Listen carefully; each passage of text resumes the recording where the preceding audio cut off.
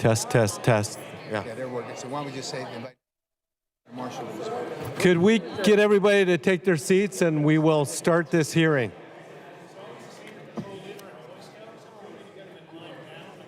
Sounds great.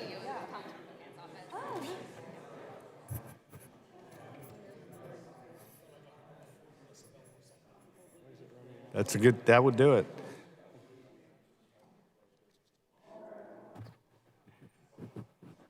Good morning, and thank you all for being here today for this important congressional briefing on Kratom. I want to extend my sincere gratitude to Representatives Mark Pocan of Wisconsin and Jack Bergman of Michigan for their leadership as co-sponsors of the Federal Kratom Consumer Protection Act, or KCPA. Their tireless work has been pivotal in ensuring that the voices of millions of American consumers who rely on Kratom for their health and well-being are heard. We're also fortunate to have members of your staff from both of the congressmen, and they specialize in FDA issues. With us today, I'd like to personally acknowledge their presence and thank them for their efforts to ensure evidence-based policy protects the rights of Americans to make informed choices on how Kratom can help with Americans with making informed choices to support their health and well-being. We understand that potential votes and other scheduling demands will require some participants to come and go as needed, but the briefing is being recorded and will be available for review in its entirety. As chairman of the American Kratom Association and a former member of Congress myself, I understand firsthand the importance of providing members with their staff with accurate science-based information to help guide their decision-making process. The purpose of today's briefing is to share with you the latest advancements in scientific research and public policy that shed light on the safety profile of Kratom and real-life experiences of consumers across the nation. We have an outstanding lineup of experts here today who will provide invaluable insights. Our first panel will feature a group of leading scientists who have dedicated their careers to studying Kratom and its impact on health, and I'm honored to introduce them, and I will then introduce the second panel, and we'll get off to the races. First of all, we have Dr. Christopher McCurdy from the University of Florida, Dr. Edward Boyer from Ohio State University and Harvard Medical School, Dr. Kirsten Smith from Johns Hopkins University, and Dr. Jack Henningfield to my left. Is that appropriate today? Okay.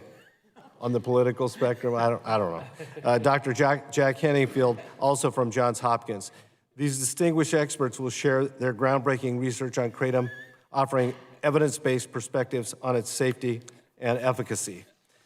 Dr. Nora Volko, Director of the National Institute on Drug Abuse, NIDA, we deeply appreciate her continued support and research in the potential benefits and risks of Kratom use.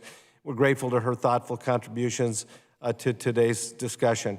Following our scientific panel, we'll hear from passionate Kratom advocates who've witnessed firsthand the positive impact Kratom can have on individuals and communities. Their personal stories and advocacy efforts will reflect the very real positive impact Kratom has had on their lives and countless others. I will introduce them once the first panel concludes. As we move forward today, I encourage you to listen with an open mind and consider the significant role that science, experience, and common sense regulation can play in ensuring that Kratom remains a safe option for consumers who rely on it for their well-being. Once again, thank you to everyone who's made this briefing possible. Let's work together to protect Kratom consumers and ensure the sound evidence-based policies guide the future of Kratom regulation in the United States. And Congressman Mark Pocan, who's one of the sponsors of the KCPA, could not be here today. But I'd first like to recognize Malika, is it Bernew? Barrow, okay, from Pocan's office to make her statement, and then Congressman Jack Bergman.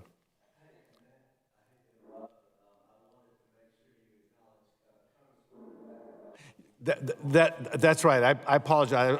I should have done that now. Congresswoman, we're so thrilled that you could be here today. Thank you. Yes. So thank you. Can you all hear me?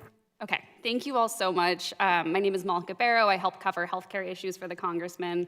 And again, this is a brief statement from him. My apologies that you are with me today instead of him. He is very sorry that he wasn't able to make it, but he got called back to the district at last minute yesterday. So thank you all for being here. My apologies for being unable to be here today with everyone. You are in for a fantastic panel of experts and individuals with lived experience, especially Ms. Sikora from my home state of Wisconsin. As a member of Congress, I have worked with federal representatives in both parties to continue the research and legal use of Kratom due to its promising help in a number of health conditions, as well as its ability to help many people overcome addiction. I've been moved by the many personal stories of people across the nation who use Kratom.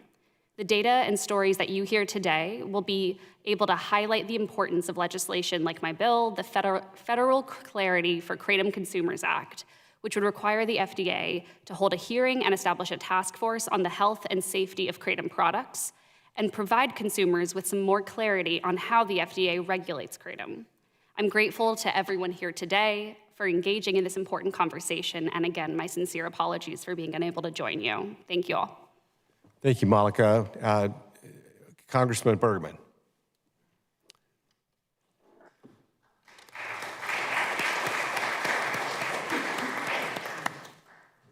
That's me. Thank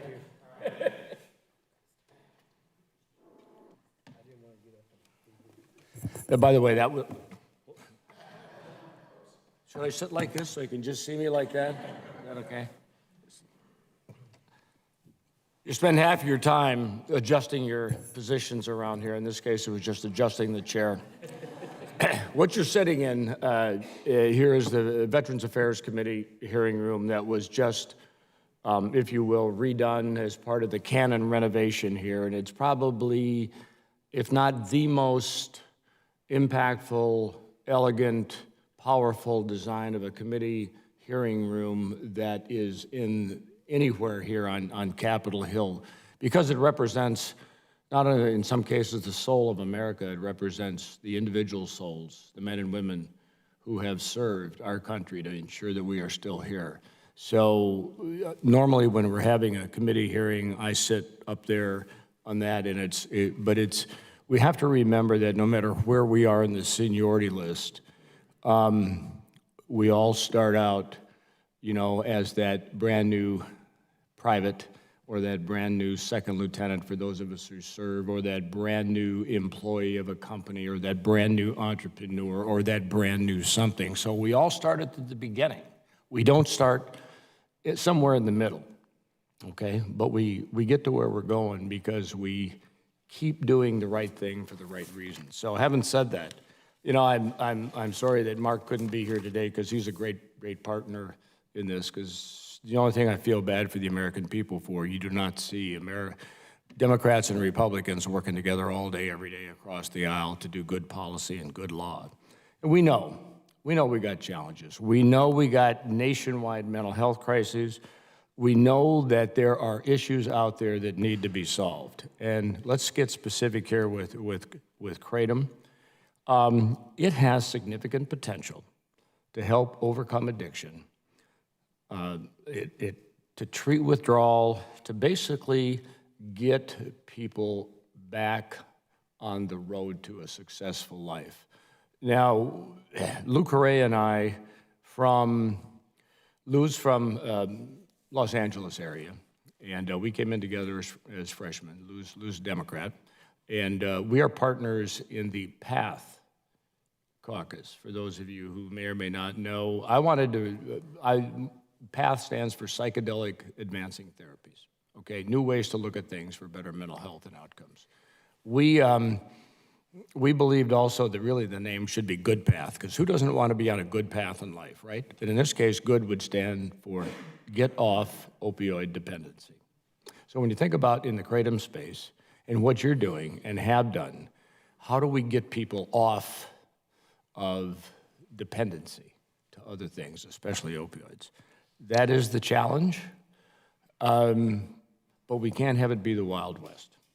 There's got to be significant involvement of the medical research community, of the, if you will, for lack of a better term, those who would create the products, the community, the folks like us, as members of Congress, to get behind good things and to ensure that and it's largely policy more than law, have good solutions put in place. So, when we meaning Mark and I, I joined him in introducing, H.R. 5905, which is the Federal Kratom Consumer Protection Act. We can have we have these long names for all these bills, and we usually give them an acronym, and then nobody knows what the acronym really stands for because they all sound alike.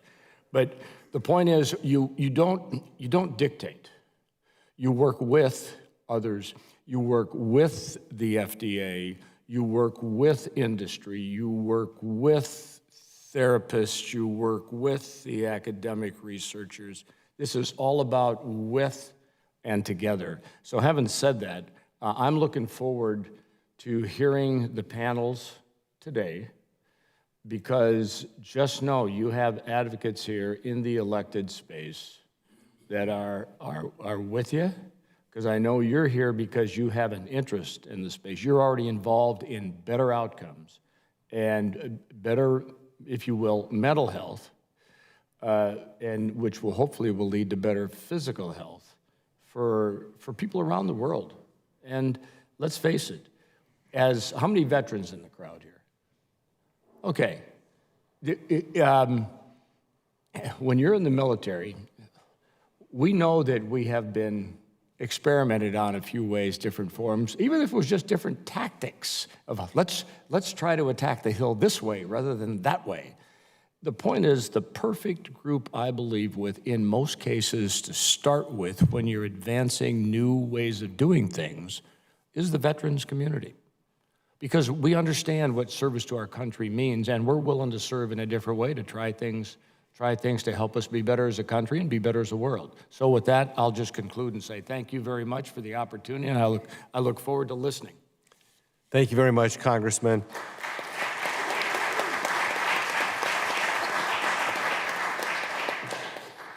And as I noted in the lineup, we'll start with Dr. Christopher McCurdy. There's a button in front of you. Push it, it'll flash talk, and then when you're done, please turn it off. Thank you very much. I'm Chris McCurdy. We were joking last night a little bit that if you go back to ground zero of research and science in the United States, I think I might be it.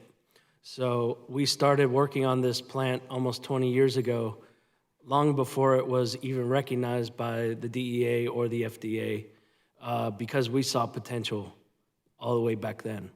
And so I want to bring you up to date from where we've come in those 20 years along a tremendous journey where we didn't know much. And in the last 5 years, we've been part of over $60 million worth of federal funding to investigate this plant and the medical potential.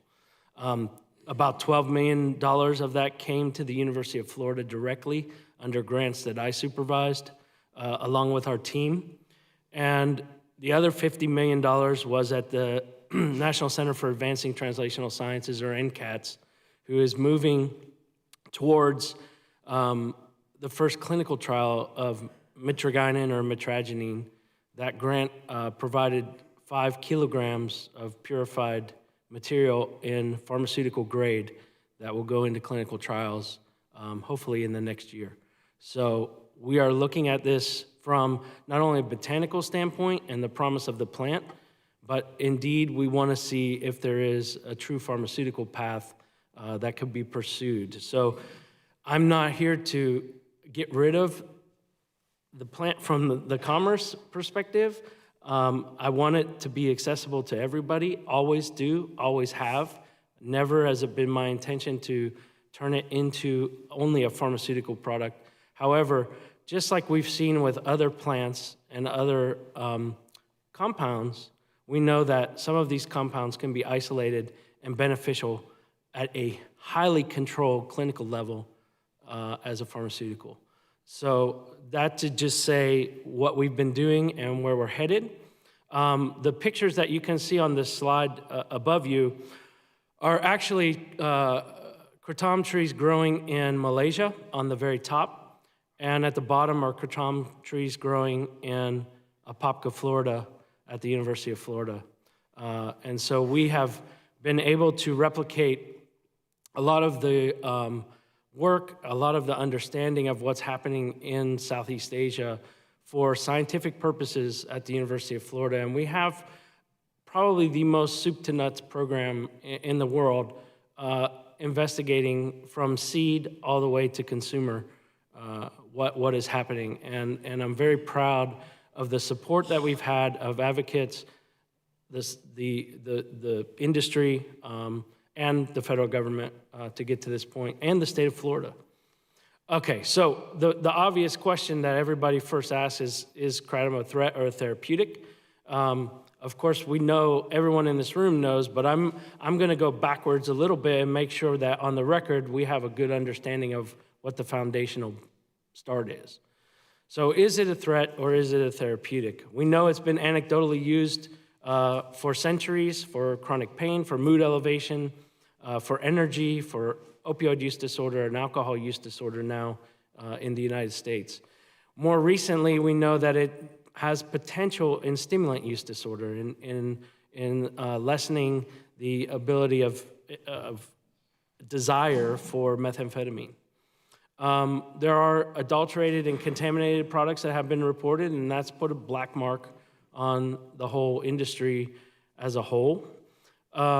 There's claims that kratom is severely addictive and deadly. And our job as scientists is to figure out where all of these claims fall. So we know that there's potential benefit from a medical standpoint, but we know there's potential harm.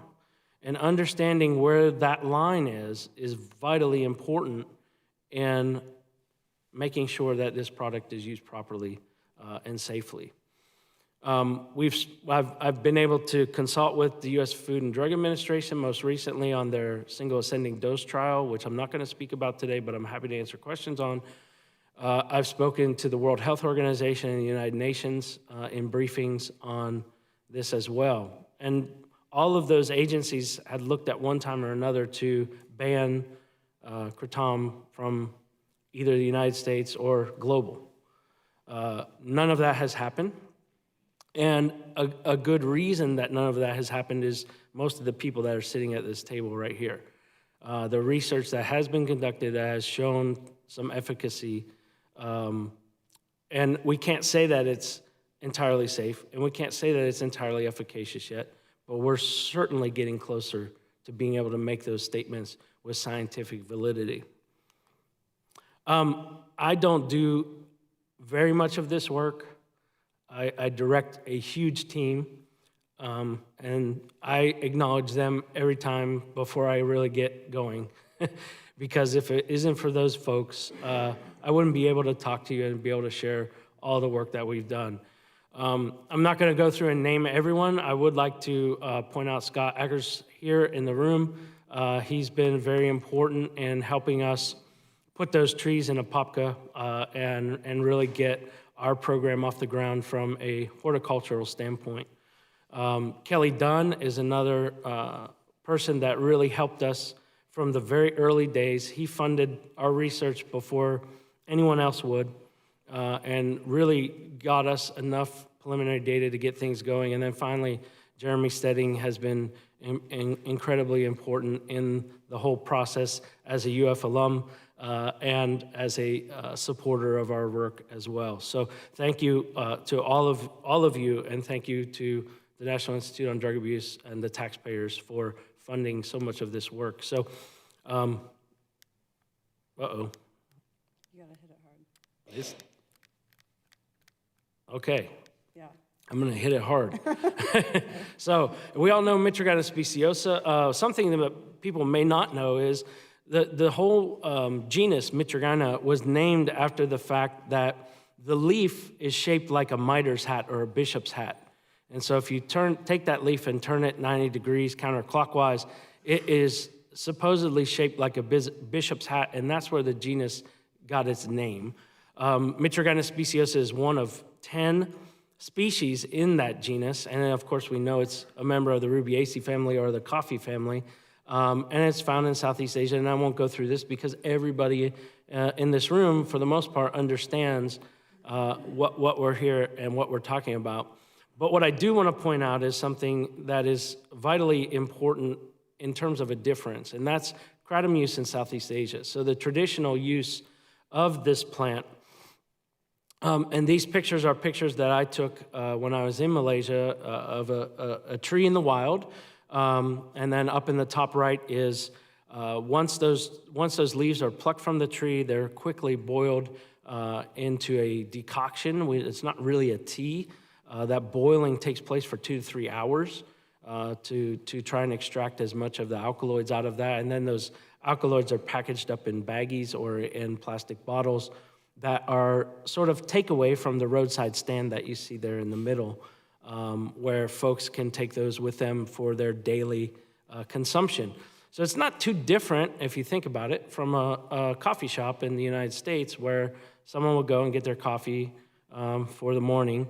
Many people stop by these roadside stands, which are completely criminalized and illegal in Malaysia, but they're there, and most people are dealing with that every day.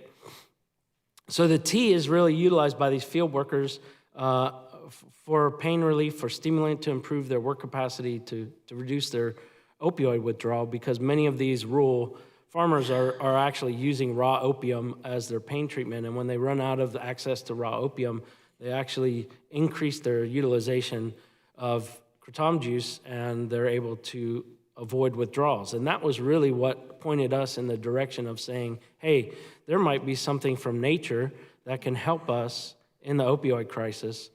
And opioids are from nature, and I've always believed that there's a balance in nature, and that there's a problem, there's a solution. We just have to be able to recognize where that is and find that. So leaves are chewed in Thailand, so it's a very different method of administration in Thailand. And then most kratom raw material in the USA, of course, is from Indonesia. So even though these are all in the southeast of Asia, you're still talking about differences in geographical regions. Almost, if we were to talk about wine regions of the world, we know that terroir makes a difference. And we've been fortunate enough to study plants from each of these areas. And one thing that's good is that the alkaloid consistency is there in all regions, including Florida and other commercial ventures that are in Hawaii. We know that the predominant agent, active agent that we believe is the predominant active agent is mitragynine, coinanth alkaloid.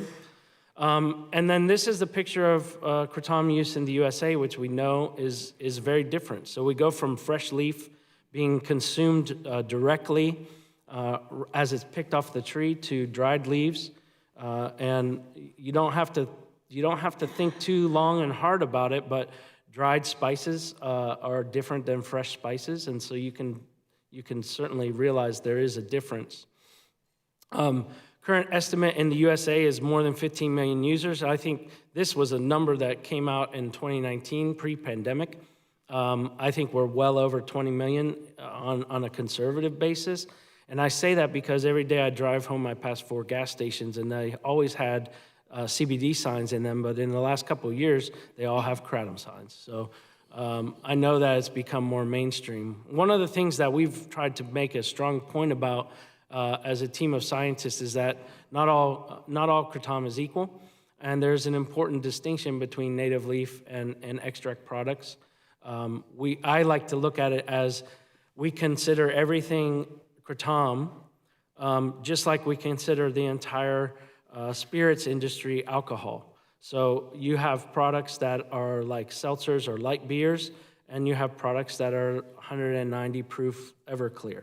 And now we're in that sort of realm in the kratom space, but we call everything kratom. We don't differentiate between those, and there's a significant difference between those. And I don't have time to go into that today. There's a lot of alkaloids that we've isolated over time, and we're studying those alkaloids, and I'm not going to go into science. But therapeutic potential, what we're really interested in is opioid detoxification. We're looking at medication-assisted therapy.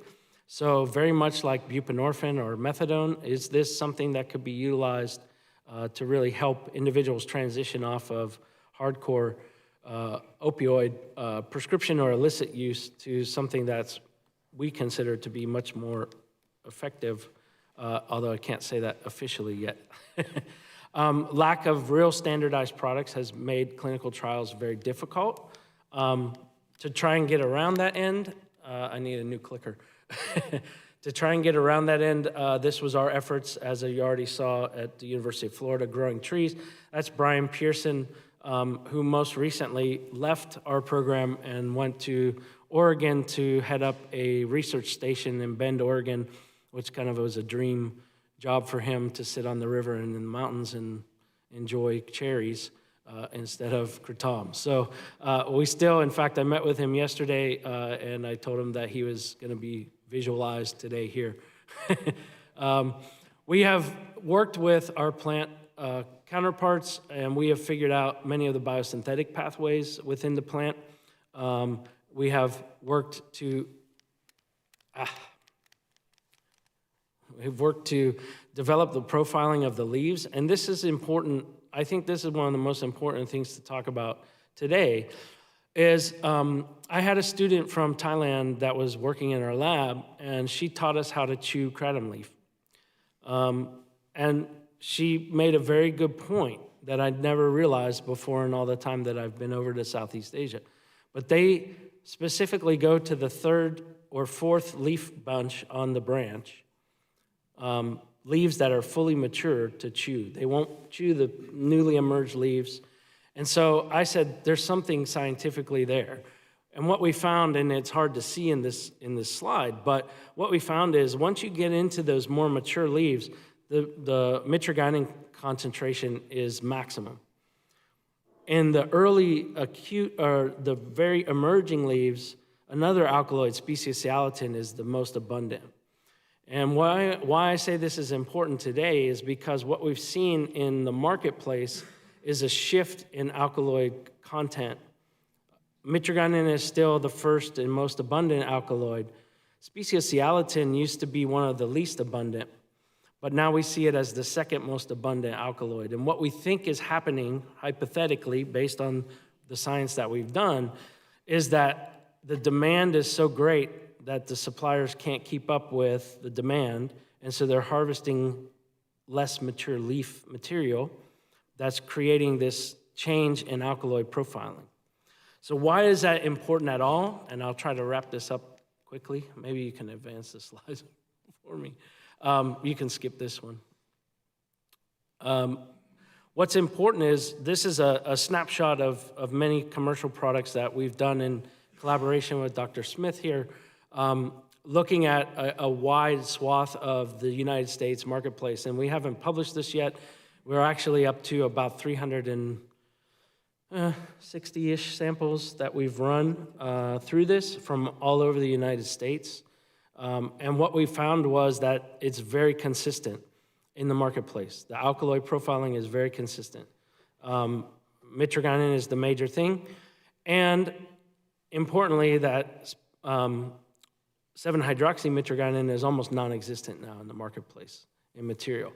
And I think that a lot of our work helped to drive that, that desire to eliminate 7-hydroxy. However, as many of us know, if you can advance to the last slide, the market has seen an infiltration of 7-hydroxy isolate or 7-hydroxy synthetic components. And this is the first time that this is publicly being shown anywhere. What this is a fingerprint. We have fingerprinted what the alkaloid profiling looks like in native leaf of Kratom. And most products that we've tested, including extracts, meet this fingerprint. So that's on the left. And that big blue arrow on the left is where 7-hydroxy would be. 7-hydroxy is not present in the leaf materials. If we look at the graph on the right, that is a mass spec tracing of a 7-hydroxymitragynine tablet or product that's in the marketplace.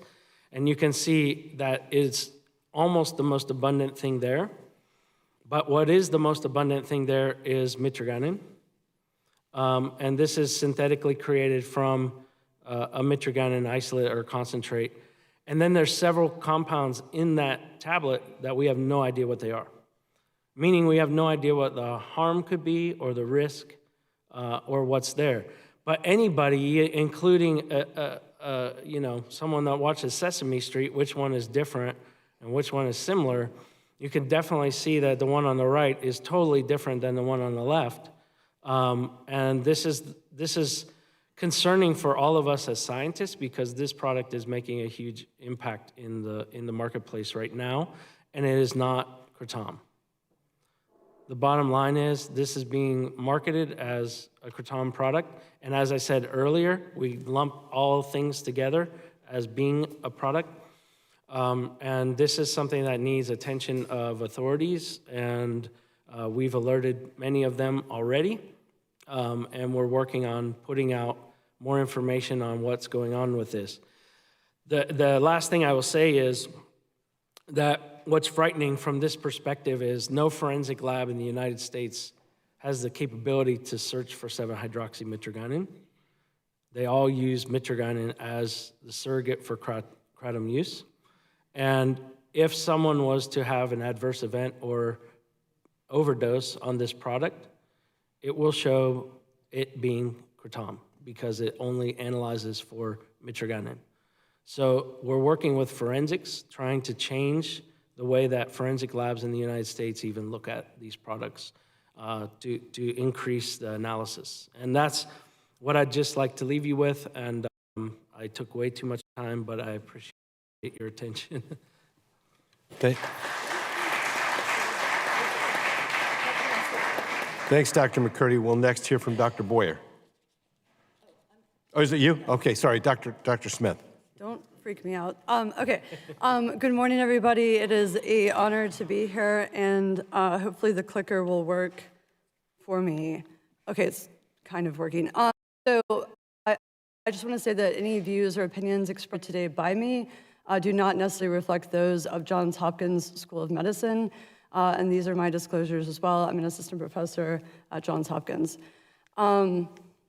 So picking up where Chris left off, we have a lot of products all under the Kratom umbrella, and again, for all the reasons he just stated, it really is important from a clinical and forensic toxicology standpoint to really define what we mean by Kratom, and I can't stress that we need a better taxonomy than we currently have, so that what I consider to be mainstream Kratom, like everything on here, I would draw a circle around this mainstream Kratom. This has all been around for a while.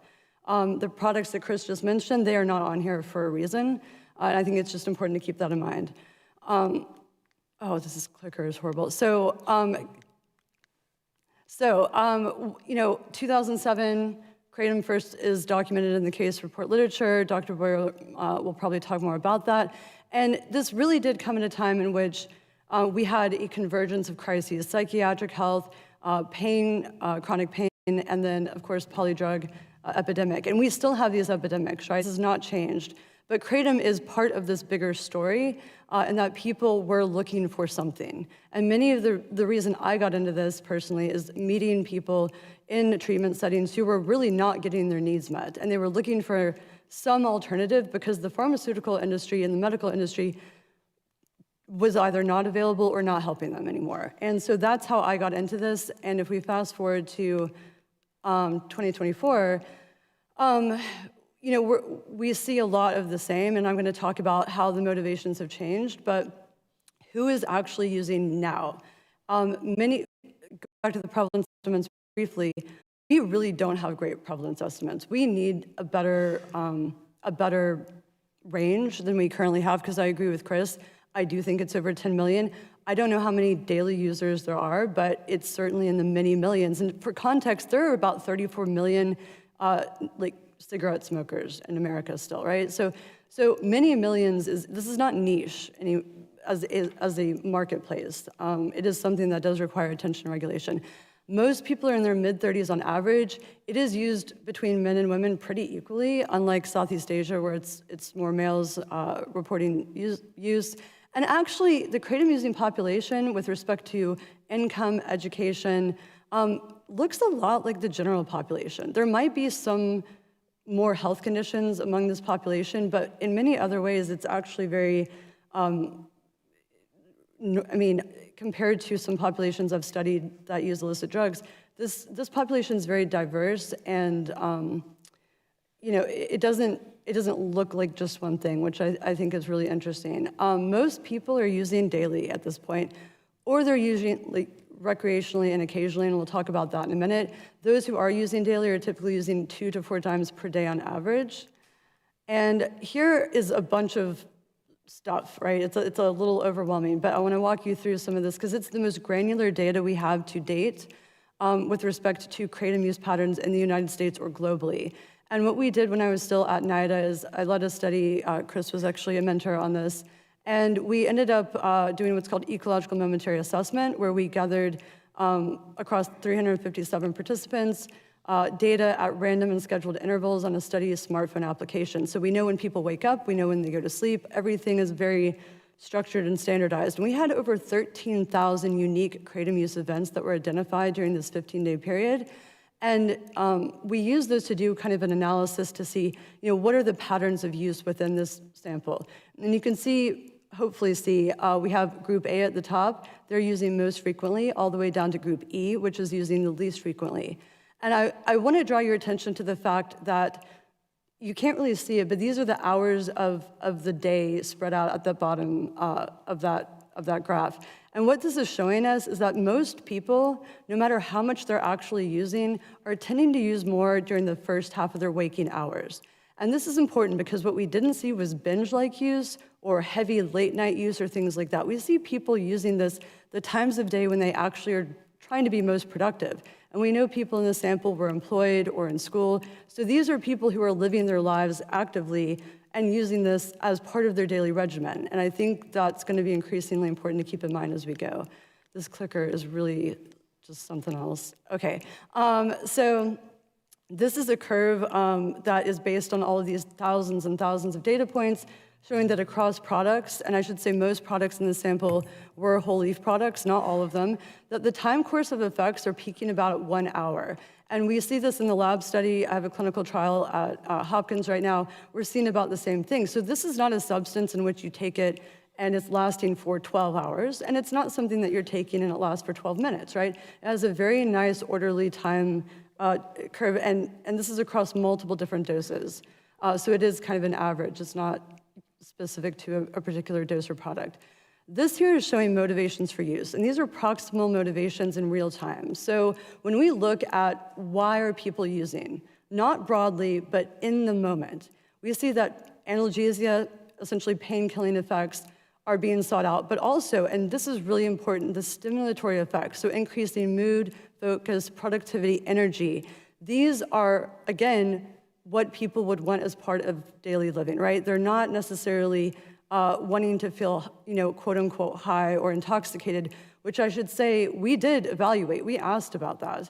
And that did not even make it into this graph because it was not endorsed at a high enough rate. People do endorse wanting to feel good, which is very different than wanting to feel intoxicated or high. And I think that again, is an important point to keep in mind. So acute effects, so these are very much in keeping with what people are seeking out. Energized, focused, alertness. We see some people not experiencing any effects, but that's actually because we had a very long follow-up window, and so some of those acute effects had already peaked by the time we had gotten these follow-up data. But again, to emphasize stimulatory and analgesic effects at low and at high serving sizes. This is kind of an important finding because a lot of times people say lower doses are really for more stimulatory effects, and higher doses are for pain-killing effects. That's actually not what we're finding, both qualitatively and when we look at things like this. It really is. I think when you get to a certain serving size, you do have a slightly different thing, but that's over 12 or 13 grams, which not everyone is using that much. So instrumental use and compatibility with daily living. Again, this narrative of how is this fitting into a person's life. There's a lot of data I'm not showing. We know what people are doing when they're doing, what activities they're engaged in. So there's a ton of stuff I'm not showing. What this slide is showing is what we ask people at the end of the day for these 15 days, which is to reflect upon how did the Kratom effects you experienced this day fit within your daily roles and obligations? Were they helpful? Were they compatible? Were they a hindrance?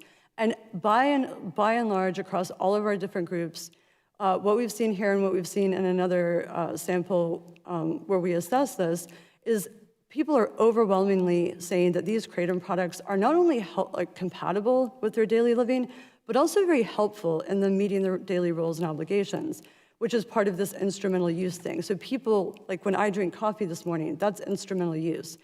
And that first one, compatible and helpful, the way I like to really help people understand this is it is kind of like a cup of coffee. It is not only compatible, but it is helping me give this talk a little better than I would if I had not had my coffee. That second one there, where people endorse this is compatible, but it's not necessarily helpful, that's more like a glass of wine, right? Or a cocktail. I could have a drink at the end of the day. It's not incompatible with my life. It's not necessarily helpful either. So it's not a hindrance, and that's the big takeaway. What we've seen in almost all of the samples that we've assessed this in is it's not a hindrance, right? And we'll get into for some where it can be a hindrance, but by and large, it's not. I do want to touch on the harm reduction point just a minute, because this is how, in my estimate, one reason why Kratom was not scheduled in the first place. And I think that remembering the public benefit versus harm of this is not a trivial point. And so we know, and we've known for a while, even going back to Southeast Asia, people using Kratom products in the United States to attenuate withdrawal from many substances. And in this sample, people weren't doing that because they had already gotten off of those substances years ago. So we have people who've been using, in this sample, 93% have been using for more than a year. Some had been using over a decade. And we see that the group A, who's taking Kratom more frequently, not necessarily higher doses, but just more frequently, they were more likely than the other groups to be using as a long-term substitute for opioids. They were also more likely to perceive Kratom as life-saving. They were also much more regimented in their patterns of use, which is what we see with a maintenance medication type regimen. I'm not calling Kratom a medicine. I'm making no medical claims here. And I'm talking about products, not pharmaceuticals. So this is very much real-world use that people are adapting to their lifestyle and needs, whether it is for going and having a pre-workout kind of drink, which we know is also happening, or for this harm reduction. And they're not mutually exclusive. Many people are naming multiple reasons. So Kratom physical dependence and addiction, I am, believe it or not, the world expert on Kratom use disorder. Shockingly, there aren't many of us. Darshan Singh in Malaysia would be my Asian counterpart. And so what Kratom use disorder is essentially DSM-5 diagnostic criteria for substance use disorder applied to Kratom. And this is important because it's a very widely used assessment method. So I and colleagues have assessed this in this sample and others. And what we see here is that oftentimes people don't meet criteria. When they do, you need 2 symptoms to be met in order to meet a diagnostic criteria of at least mild. And we see that when people do meet a diagnostic threshold, it is typically mild to moderate. And then when we look at the individual symptoms, which is absolutely very critical, we see that a lot of these symptoms are characteristic of what we call physical dependence, which is defined by the tolerance or withdrawal. And that could be using to avoid withdrawal. So again, when I drink my coffee this morning, if I didn't drink my coffee, I was gonna get very fatigued, I was gonna get a headache. That is a withdrawal symptom. So we do know, I believe at this point it's very fair to say that using daily use of Kratom or regular use of Kratom will lead to these withdrawal or tolerance symptoms, but they are described as fairly manageable and mild and moderate in nature. I'm actually doing a supervised withdrawal study at Hopkins, and we are looking at physiological and every other way of assessing withdrawal. That's what we're doing right now. So going and picking up kind of where Chris had mentioned, risky or safe or dangerous. So we have very few published case reports on kratom-related morbidities and mortalities. It is a shockingly small number, and I have read every single one of them, right? And so we don't have a lot globally, and we have a few pharmacokinetic studies.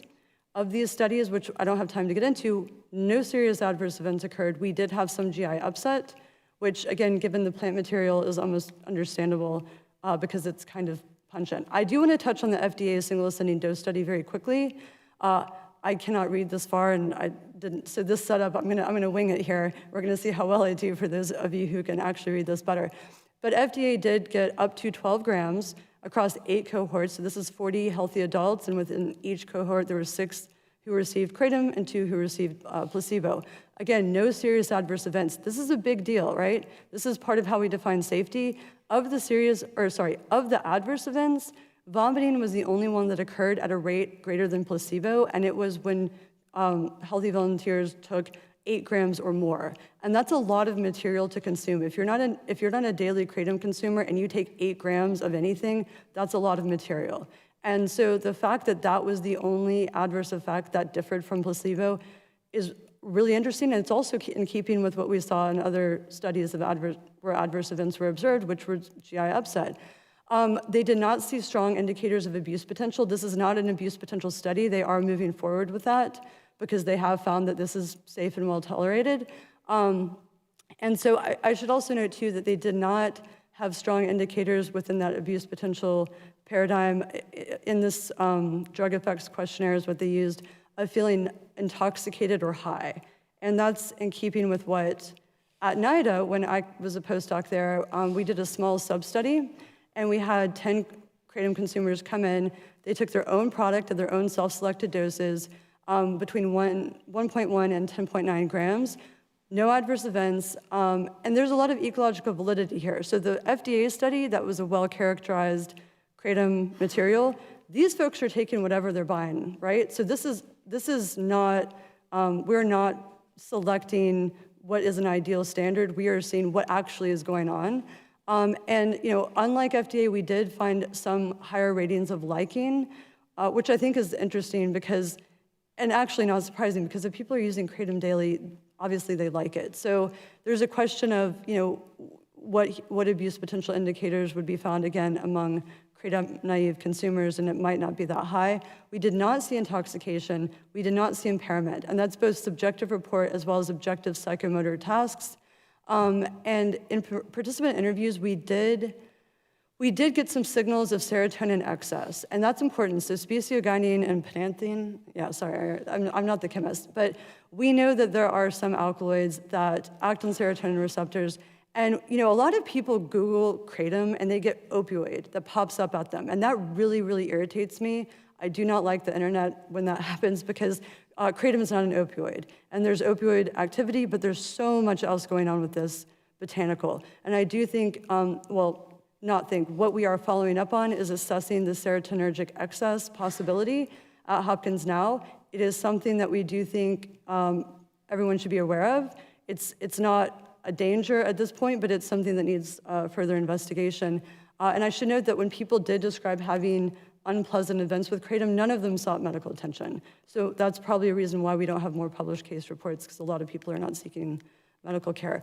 Last slide, this is a bunch of stuff just shoved onto one slide, and it's what everyone loves. They love the driving simulator.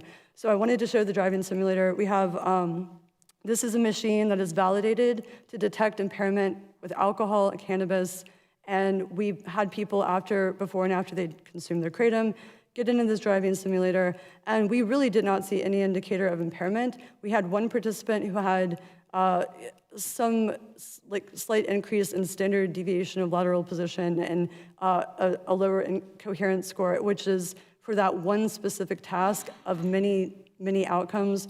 That one participant did show a slight decline. Everyone else, there was no trend in any direction.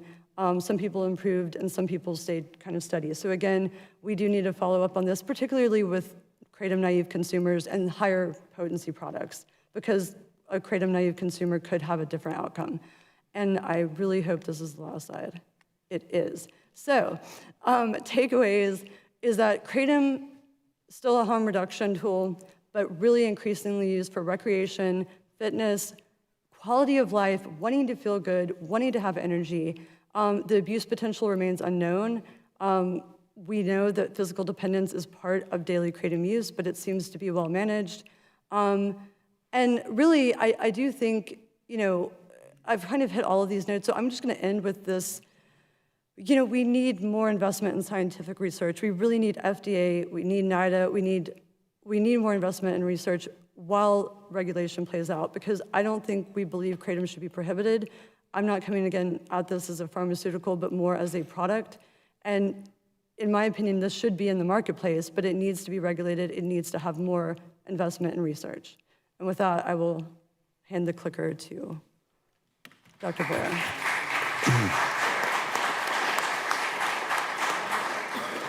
Next, we'll hear from Dr. Boyer.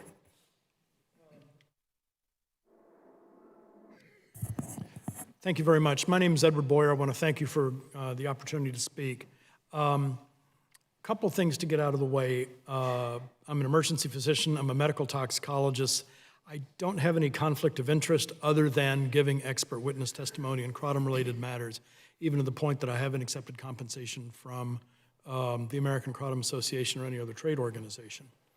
And that kind of makes sense if you think about it, because Chris has talked about the basic science of why these molecules work the way they do, and Kirsten has talked about why people use them in the way they do and the effects that they have.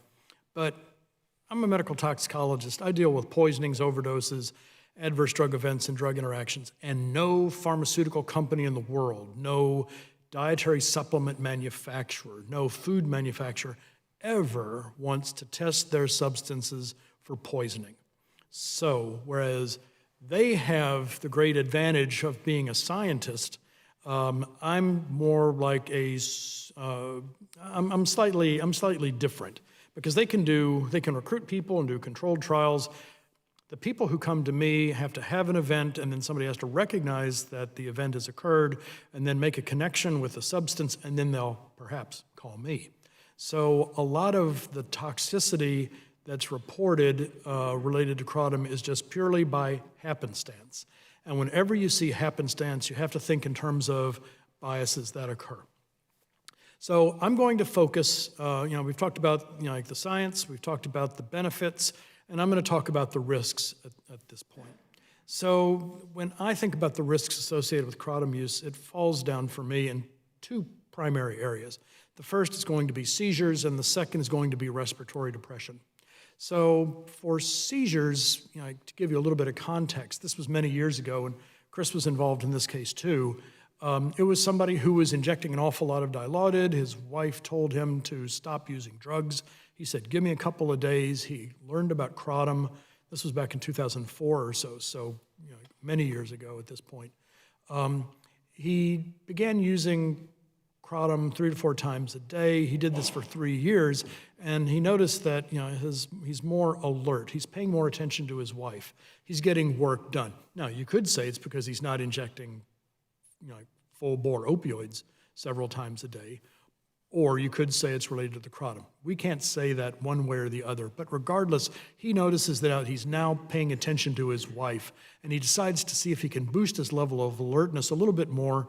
So being a junior pharmacologist, he takes a modafinil tablet, because that's something you use to increase your alertness. Didn't want to overdo it. He cut it in 2. He took half the tablet and drank a cup of kratom tea the way he normally makes it in the dose that he normally used, and suffered a generalized tonic-clonic seizure, which brought him to care at Massachusetts General Hospital, where they had never heard of kratom before. So we got called as toxicologists. We went over, and after the evaluation, we found that literally all he had taken was modafinil. We were able to prove that what he'd taken was kratom. We wrote this up as a case report as a potential adverse event related to kratom, but you have to classify it in that exact vein. It's a potential adverse event associated with kratom use. It doesn't prove causation. It doesn't prove that kratom caused the seizure. But a couple of things pop out that are really useful to keep in mind about the seizure and kratom world. The first thing is that Do people suffer seizures after using Kratom? Yeah, they do. On the other hand, do people suffer seizures after doing literally almost anything? Yeah, they do.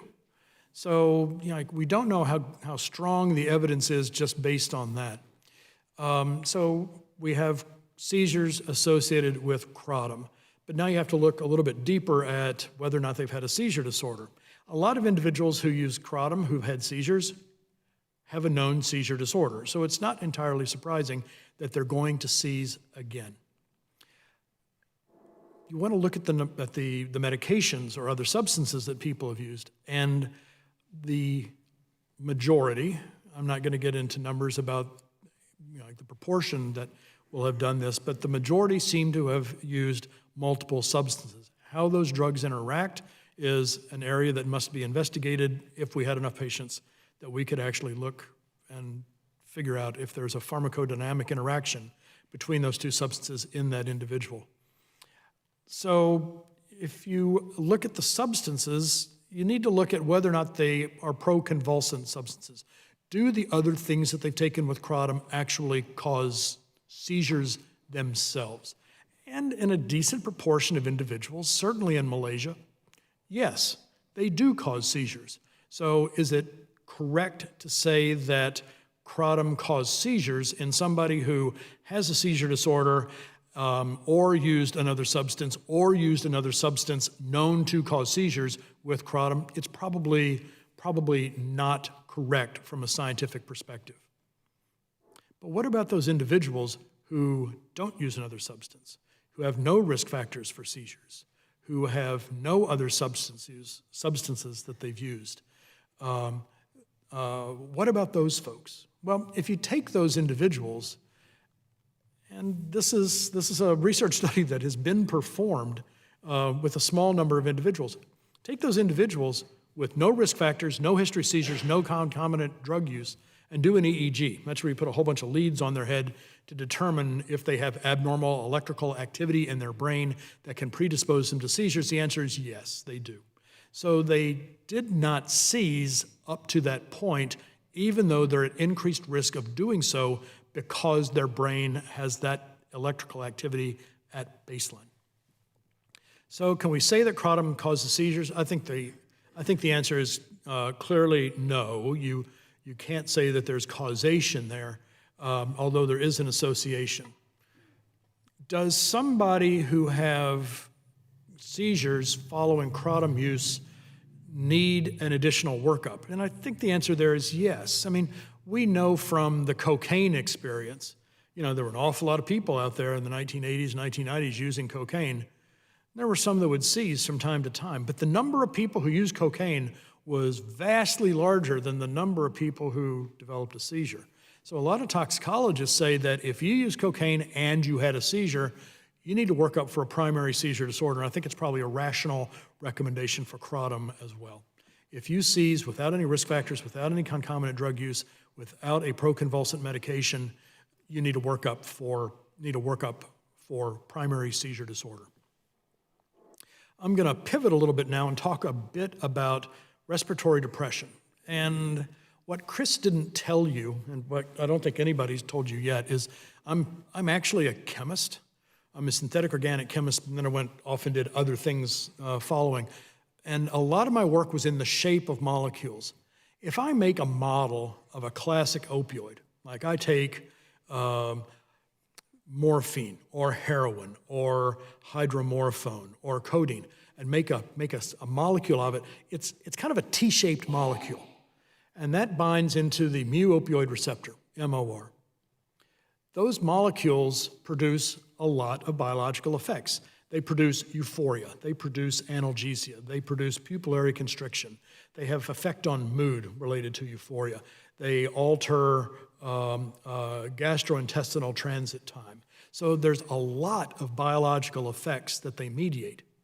So it's a T-shaped molecule that goes into a receptor that causes a lot of outcomes. Mitragynine different. Mitragynine is flat. It cannot fold into a T-shaped conformation. So it binds into the mu-opioid receptor or interacts with the mu-opioid receptor in a fundamentally different way. Now, how can you take a T-shaped molecule and have all these effects? Well, they're massive molecules, they transmit across, but because they're massive molecules, they're always changing shape. And if you bind in a particular way, then you stabilize the shape of the molecule that produces pupillary constriction and respiratory depression and analgesia and GI gastrointestinal transit time. So you stabilize the receptors that produce all of those things. You take a flat molecule and put it in there, and it doesn't do it. It doesn't do all of them. It only does some of them. And even the ones that it doesn't do perfectly, not nearly as well as the native molecule. So the classic mu-opioid receptor ligands, the morphines, the heroines, the dilaudid, the oxycodones, the oxycontins, the hydrocodones, they have that T-shaped structure. They produce they produce the universe of adverse events that we expect from opioids. They're called unbiased ligands. They have no bias towards one particular biological activity or another. Mitragynine, being a flat molecule, stabilizes only a couple, and then not very well. It's considered, and it's actually called in the literature, a biased mu-opioid receptor ligand, because it doesn't cause some of the things that the classical ones do. It does not seem to produce respiratory depression to the same degree. Now, can I knock that out? Yeah, perhaps I can. Perhaps if I give enough, I can stabilize all the universe of conformations, produce the universe of biological activity, but I don't know the dose at which I can do that. I don't know the other drugs that I can take that will do that. So to say that Kratom and mitragynine induce respiratory depression, I don't know that there's a whole lot of strong evidence for that. In fact, there's actually kind of some evidence the opposite direction. Like we know, like back from the 1960s, that if you took a rat and drew up a whole bunch of mitragynine in a solution and injected 600 milligrams of mitragynine per kilogram of rat, they would have no respiratory depression whatsoever. So there's testing, there's animal testing that suggests strongly that there's no respiratory depression. And what's more, there are also pharmaceutical products that are not in common use, but nonetheless have been patented, they have IP protection, and they are FDA approved, which are biased ligands. So the big pharma recognizes that biased ligands are a potential way to go too, in terms of creating new molecules. So that's really what I wanted to talk about. That's where, for me, the rubber hits the road with Kratom use, and I would look forward, when all were done, to take any questions related to it. So thank you very much for your time, and again, for the opportunity to address you.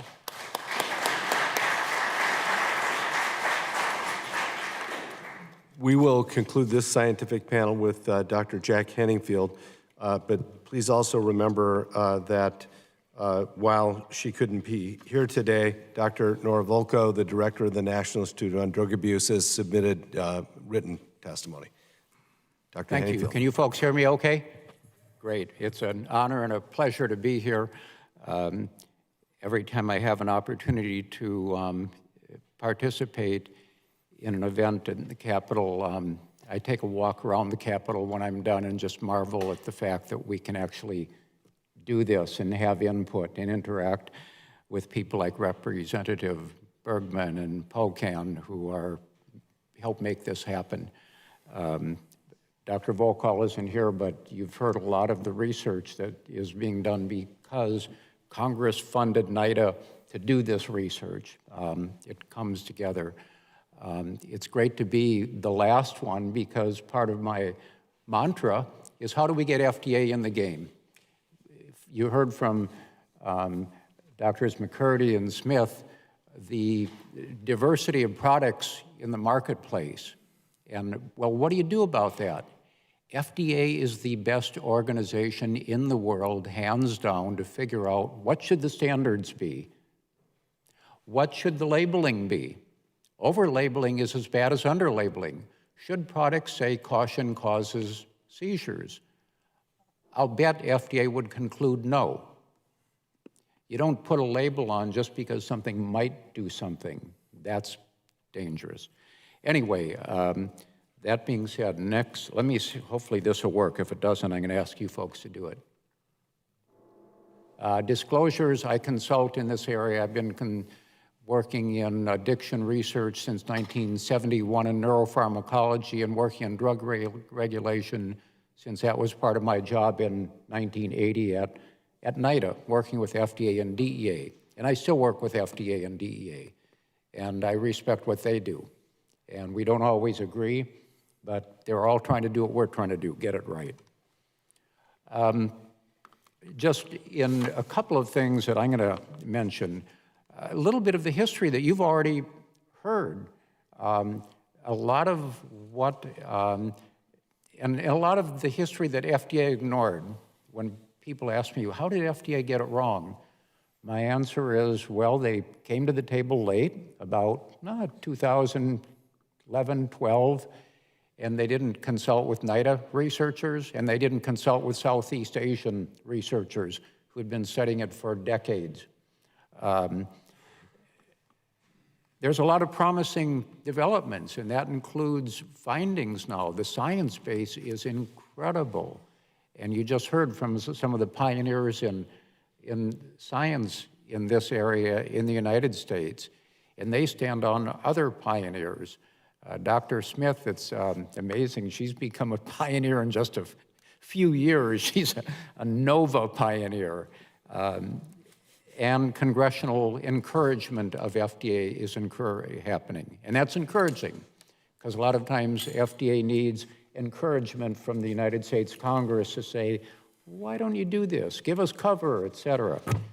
Let me go back with just a couple of things about some of the history.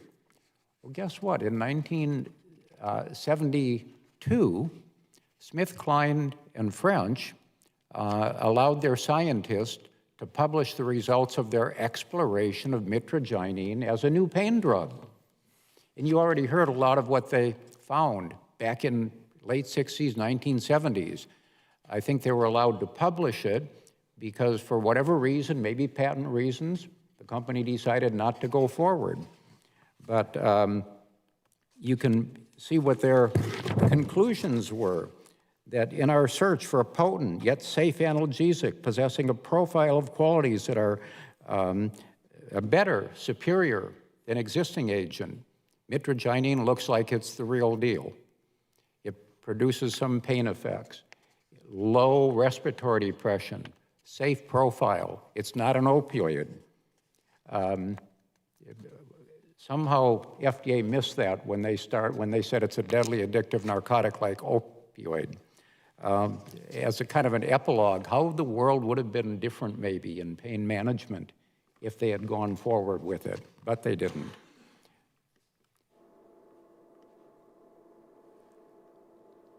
By the way, that's their summary. Anybody that wants my slides, they're publicly available, and I'll send them to you. I tell you what, can you just click? I'll just say click, because this is not reliable. As Congressman stated earlier, with FDA, we've got to work with FDA. So about 4 or 5 years ago, Mac Haddow said, what study would make a difference? I said, even though we know Kratom doesn't cause respiratory depression like an opioid, we need to do FDA's test. Can you get the funding? And some of you folks in the room may have contributed the funding. I don't know who. I said, the deal is we're going to show the data to FDA and NIDA before you see it, and we're going to publish it no matter what the results are. We did that. And the curve with the blue is flat as a pancake. That's respiratory effects under a huge range of doses. And the green is the oxycodone control, and that produced the Death Valley effects on respiration and deaths in some of the animals. Next slide, please. This was a historic study that both Chris and Ed already mentioned. You know, science, a lot of it is just by accident and fortuitous events. So Dr. Boyer has somebody coming saying, hey, what's going on with this guy? And Dr. Boyer calls Chris McCurdy. So here he had lead Kratom researcher. and a lead toxicologist, an opioid guy that really knows pain and opioids, and looking at this, and look at their conclusion.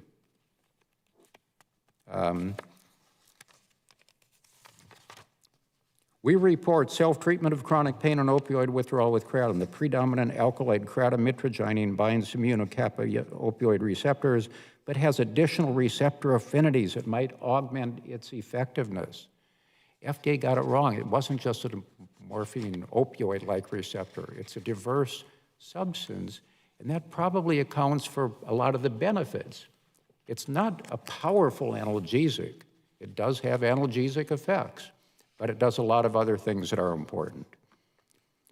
Science, I love. Next slide, please. 2018, the FDA was stopped in its tracks by science.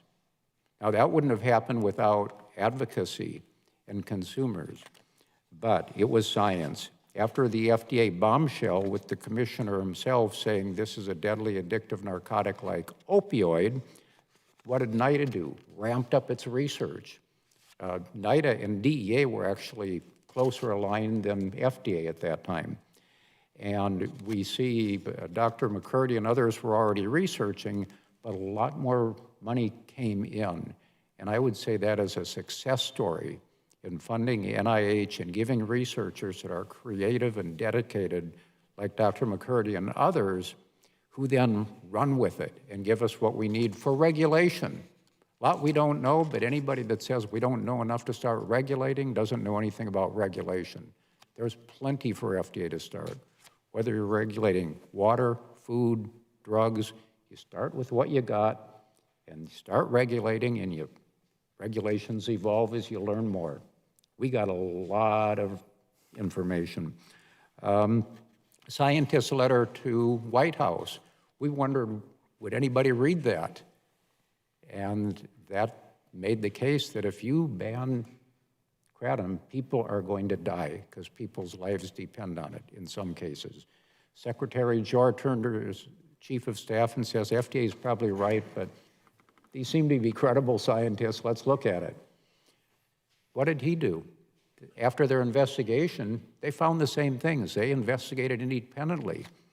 And actually later, Dr. Jor, in a tweet to Dr. Gottlieb, said, FDA's recommendation was rejected because of embarrassingly poor evidence and data and a failure to consider overall public health.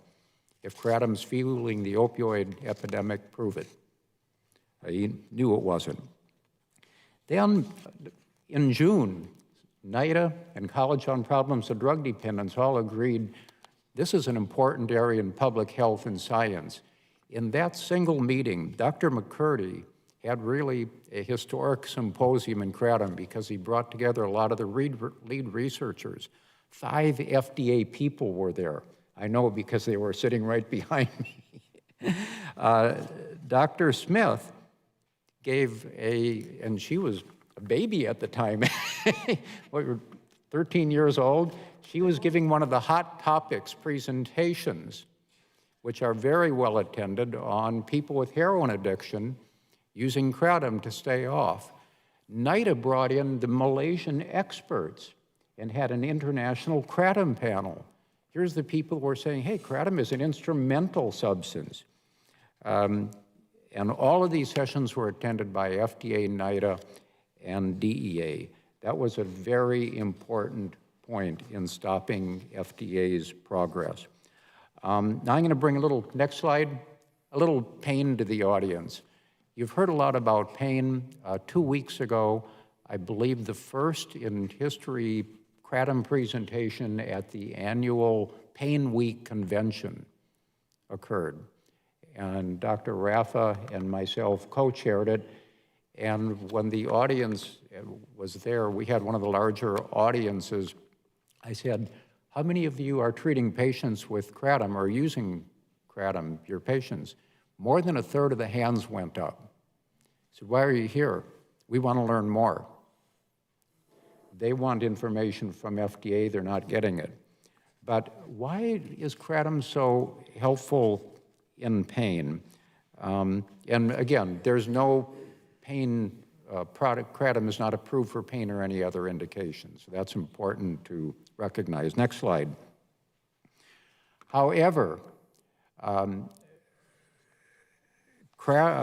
pain, self-reported pain, is a major reason that people report for use.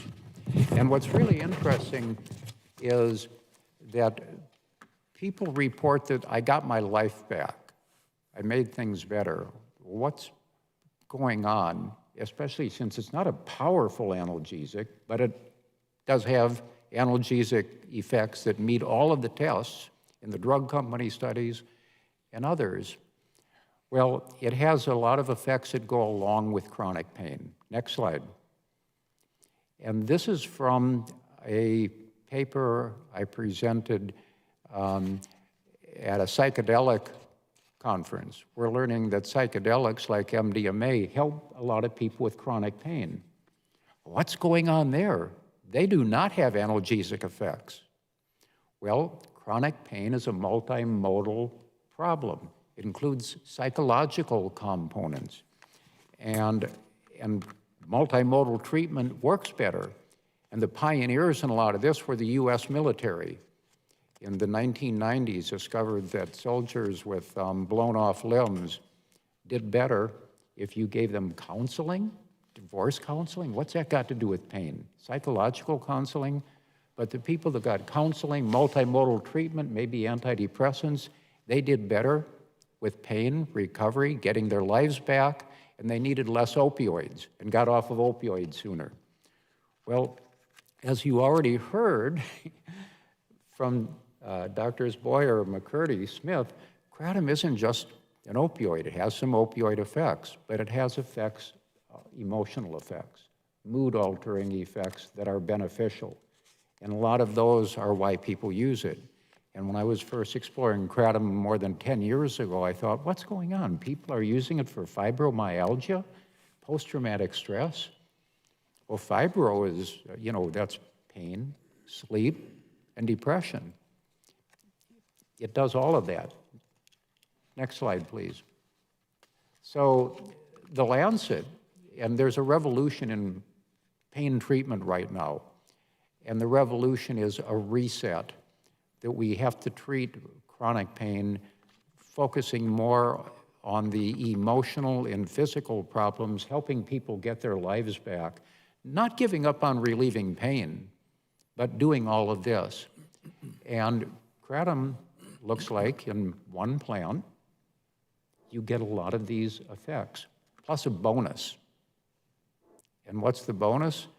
What pain medicine actually increases alertness, mental acuity, and helps you get your job done better? Next slide, please.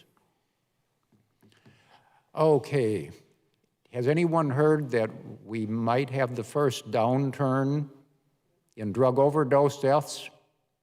A really hot topic. Nora Volkow weighed in on it in the last couple of days. Everybody's saying, what's going on? Well, is it real? Yes, but it's complicated. And guess what? It's not happening with stimulants and cocaine. They're flat or actually still going up a little bit. But opioid deaths are going down, and that was real. Will it continue? Nora Volkow is saying we need more harm reduction. We need more naloxone. She didn't mention Kratom, but I think this makes it more important than ever. We know that there are some people whose lives dangle by the thread of Kratom. We don't know how many. And Kratom hasn't been mentioned in these discussions. But more than ever, we need FDA to step in and regulate and not demonize it. Don't scare people away what could be life-saving. And why is that so important? It's always important, but whenever there is an addiction going on, it's really important. You might have heard the old mantra in addiction treatment about denial. It's not a river in Africa. It's part of the addiction process. And people oftentimes love to hear that the treatment is bad so they can stay on what they're taking. We need honest, accurate information out there. And Kratom, we think, is part of that solution. How big of a part? FDA, we have to get you at the table helping. And next slide, please. I showed this slide. Some of you might have seen it. I presented at an FDA hearing in 2018 on new treatments for opioid dependence, because that's when FDA was saying, well, it's not approved, so people should stop using it. And I presented this slide, and I heard later that NIDA colleagues liked it, and some of the people at FDA did not like it. I said, you don't take the life preserver away from somebody struggling in the ocean because it's not Coast Guard approved. Okay, last slide. Sustaining and accelerating, second last. The decline of overdose deaths. How many of you recognize that guy before you saw it? Mac Haddow worked for him. I was assigned to work for him in 1981 and basically until he died. He was a harm reduction guy. Dr. Koop understands that much of public health is harm reduction. Clean needles, less harmful substances. He said about nicotine, if you got to be hooked on nicotine, be hooked on a product that's less likely to kill you. This is very much what public health is about. But we need, and Kratom also has the potential to help with alcohol and stimulant use disorders. That's part of NIDA's interest in it. But what do we need to do that might need more congressional support? Ensure that Kratom remains accessible nationally. Kratom Consumer Protection Act. More states, and ideally we need it federally. Everybody should be protected, not just some people. FDA and others decry Kratom for not going through FDA or having a new dietary ingredient notification. But FDA is denying all of those. And guess what? That process, if they do it, they learn a lot, because then for that product, they have to decide what are the standards, what are the relative ratios of substances that Dr. McCurdy told you are evolving, what is an acceptable Kratom product. And then the industry knows what they can market, and they can make sure the legitimate players, we meet that profile. And if you don't meet that profile, you're not going to be on the market. Industry can't do that. You need FDA to do that. So there are a lot of things that we need Congress maybe to nudge, and I say encourage FDA, which you know better than any way, Representative, that letters, hearings, meetings. And recently, Representative Bergman and Korea, who had the bipartisan psychedelic caucus, issued a request for information to help FDA move forward more quickly on psychedelic medicines development. And they did that after the disastrous hearing with MDMA in June. I think that will get approved, but it's going to take longer, and they're helping move the process along. So last slide, conclusions and pleas, and I think most of this has been covered. But first, with support of research to NIH, this is an amazing success story. In just the last 10 years, the research publications have skyrocketed. I mean, when I watch Chris present, I mean, what we know now, remember 5 years ago he said, well, major constituent of Kratom is 7-hydroxy. Well, now we know, no, it's a metabolite. It's actually in very low levels, and if it's high levels, it's probably been spiked. And we know a heck of a lot more. Although the overdose epidemic might be subsiding, we hope it'll continue. We need Kratom in the game and legitimized, not demonized. Don't demonize what can be helping. NIDA has walked that path very carefully. It says Kratom is not approved as safe and effective, but a lot of people are using it. Nowhere do they say don't use it. And DEA, that's part of the reason DEA opposed NIDA and walked away from trying to schedule it. Thank goodness for Dr. Jor for stepping in. Kratom's an underemployed health asset. How do we leverage it more? Balance FDA oversight can protect and guide those for whom Kratom is their lifeline, and provide standards for industry. Legitimate industry in just about anywhere wants to know what the rules are and what should the label be. FDA can do that better than anyone. Also, I would love to see what's happening in the psychedelic area from Congress, which is the Department of Defense and Veterans Administration have gotten in the game. And DOD in the last budget defense authorization bill said DOD shall start testing active duty people with post-traumatic stress with psychedelics. That will help move the ball forward. We need DOD and Veterans Administration at the table with Kratom.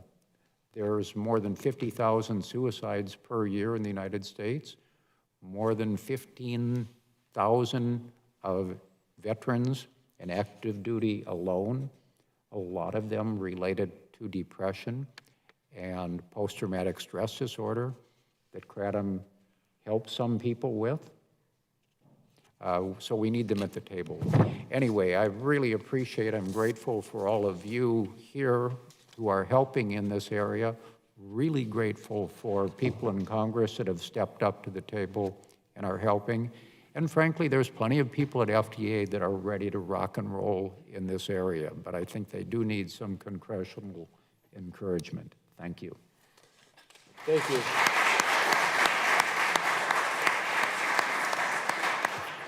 Thank you, our panel of scientists, and we'd like to move quickly to the next panel, which is a group of Kratom advocates.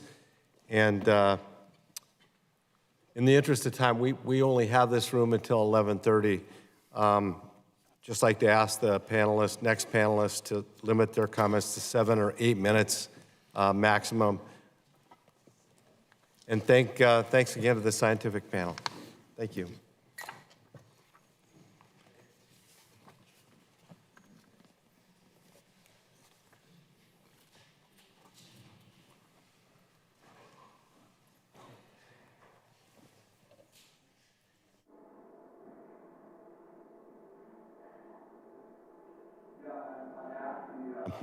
I would ask the next panelist, grab your little placard and bring it up with you. Thank you for doing that, Heidi.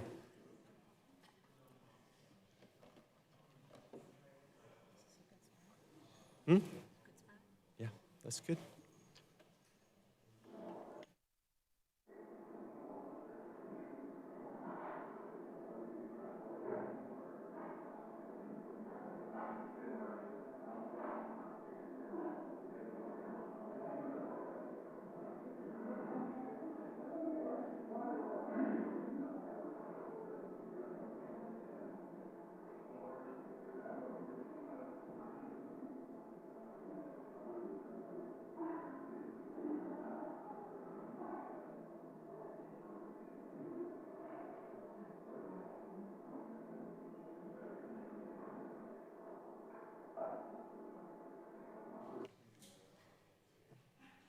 Michael, right?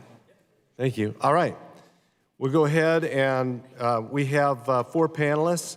I'll introduce them first and give you their background. We have first Peter and Kelly Guidry, founders of Forgotten Not Gone. Did I pronounce your last name right? Okay. A remarkable veterans organization dedicated to stomping out veterans' suicide. Michael Krawitz, Director of Virginians Against Drug Violence and Executive Director of Veterans for Medical Cannabis Access as well. Melody Wolf, a Kratom consumer from Michigan, and Heidi Sikora, a Kratom user from Wisconsin. Their personal stories and advocacy efforts reflect the very real positive impact Kratom has had on their lives and the lives of countless others. And without further ado, I'm going to turn to Peter and Kelly. And please remember to push the button in front of you. Yeah. Push it and it'll go red. And please, let's limit comments about 7, 8 minutes so everybody has a chance to talk. Thank you. Thank you so much. My name is Kelly Guidry. I am the founder well, co-founder, along with my husband, Peter Guidry of Forgotten Not Gone. I am also an Air Force veteran. Our nonprofit is suicide prevention through veteran peer support outdoor recreation. I would just like to thank you so much for letting me speak. Thank you to Mac. Thank you also to Kelly Dunn as well, and to Jeremy Stedding. They have supported us throughout our career of doing this. The biggest thing I really wanted to point out was a couple of things. The way we were introduced to Kratom was through supplement store. So I've never experienced the gas stations or anything like that. It was always introduced to me as a supplement. My personal story is I was addicted to pain pills and alcohol through the VA. They gave me pain pills, hydrocodone, which is an opiate, for my fibroids. I was in severe pain all the time, and that is a huge issue when you want to come out of addiction, when you want to get into recovery. The biggest thing that scared me the most was chronic pain. I don't think people really understand what it's like to live second to second in pain. So I really wanted to stop using the hydrocodone, but I knew that I would be in pain, so it was very frightening for me. My husband actually started using Kratom before I did because I was, like I said, severely scared of everything. I just celebrated 13 years of sobriety September 17th. So it was really important to me to still find something to help me cope with the pain, but also have a quality of life. And I would have to say that Kratom did exactly that for me. It helped me have a quality of life. And this last 11 years of doing our nonprofit, I would not be able to get up every morning and help my veterans facilitate trauma healing if I did not have it. First, getting over the pain, and then also being able to educate them and share something with them to help them get over it. Just really quick, in 2021, women veteran suicide did go up, also civilian as well. I feel like we're at the precipice of something that's huge. If we don't do something, it's gonna get really, really bad. Women typically do not kill themselves, unalive themselves, and they are using firearms, and it is at a high rate. And if we don't step in right now, something is gonna be a lot worse. So I just wanna thank you so much again. Kratom has given me my life back. I am not a daily user. I use it when I need it, but having that resource to go to helps me have a quality of life, and I don't know where I would be without it.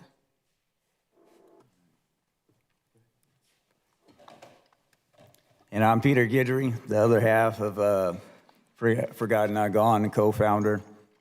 It's been an amazing journey the last 11 years, having been medically retired from Nellis Air Force Base back in 2002. You know, leaving the military, being sick at that time, it led to a lot of severe depression. And it was so bad the first 10 years that, you know, I came to a point that I wanted to take my life. And I wanted to read a statistic real quick. It says that that there's actually 6,300 suicides among veterans, you know, every single year. When we first started 12 years ago, it was 22 veterans were dying a day, but through the advocacy efforts, that numbers went down. We're seeing it maybe about 17 veteran suicides at that point. But the reason why veterans are dying because they're suffering. They're suffering in silence at home. A lot of us are physically sick. We're embarrassed because we used to be functioning at a high level, and now because what happened to us in the military physically, you know, our bodies are broken, so it leads to a broken spirit. And so when I was seeking help at the VA after being medically retired, the medicine that they gave me for my back spasms caused more vomiting blood. I started getting sicker and sicker because of the medicine that was FDA approved that the VA was giving me. And it wasn't until I was able to find Kratom at a local supplement store called Pure Health in Las Vegas that I was able to get a different solution to overcome the physical and the chronic pain that I was dealing with. And so on a day, every time that I ride, we usually do about 3 outreaches a week that we're doing right now. And we log 22 miles with our recumbent trikes. And so we have anywhere from 10 to 25 veterans out with us that are from all walks of life, all ages, some 70-year-young veterans, Vietnam guys with us. But a lot of those veterans now are finding the ability to participate in the veteran peer support outdoor recreation that we offer because of the aid of taking Kratom. It helps them control the pain a little bit, the inflammation, to be able to get out the house, then work on the mind-body connection. But before I had this as an aid in my personal toolkit, again, the medicine that was FDA approved that the VA gave me was causing so many side effects that I was vomiting blood, and I was very sick. And 12 years ago, up to that point, I had been walking on a 4-prong cane. In the last 2 years, I'm no longer walking with a cane, but I'm still having the same physical disabilities, the same pain, the same limitations that I had 20 years ago. But again, my personal Kratom story is, again, it's allowed me to participate at least 3 times a week for the last 10 years, veteran peer support, outdoor recreation. In the last year, I've been on over 100 outreaches with different veterans that were suicidal, that were coming from different homelessness, battling different doom and gloom stories. I was able to participate with hundreds of veterans in the last 12 months, all because I was able to control my pain, because I had a new tool, a new solution over suffering with the Kratom. So I thank you guys for allowing us to be able to tell our personal story of how it helped me as a disabled veteran, not just have to give a doom and gloom story of what's wrong with me, but I've been empowered to be able to overcome my disabilities and have a new purpose in life again. And I'm just filled with joy because it's a dream come true to finally overcome what happened to me 20 years ago in the military, to do something worthwhile in my life. So thank you again for your time.